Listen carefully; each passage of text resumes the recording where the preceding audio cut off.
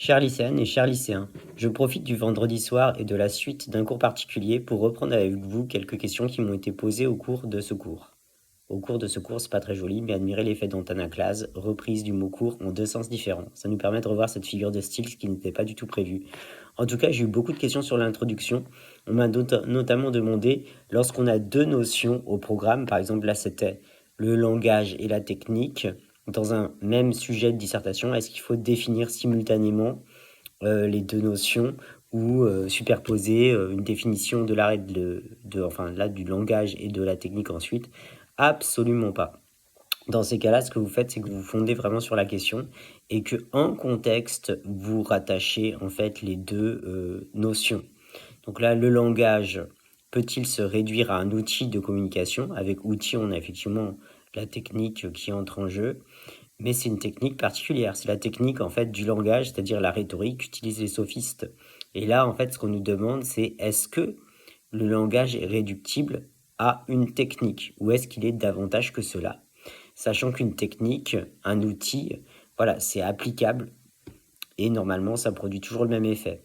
Alors que le langage, dans la mesure où il est produit par de l'humain pour de l'humain, le destinataire normalement est humain, on communique entre humains, et c'est imprévisible. C'est pas comme un marteau qui tape sur un clou. Normalement, à moins qu'on soit très maladroit, ça va toujours produire le même effet. Mais le langage, comme il y a l'émotion notamment qui entre en jeu, particulièrement dans les échanges privés, intimes, eh bien, ça ne peut pas se réduire à une technique de communication. Donc, pour un tel sujet, vous pouvez effectivement faire une première partie limitante dans lesquelles, effectivement, le langage peut être assimilé à une technique de communication, un outil de communication, par exemple pour tous les échanges formels. Pour voir ensuite que dans les échanges privés, lorsque l'émotion entre en jeu, eh bien, ça met ce modèle du langage comme outil en échec.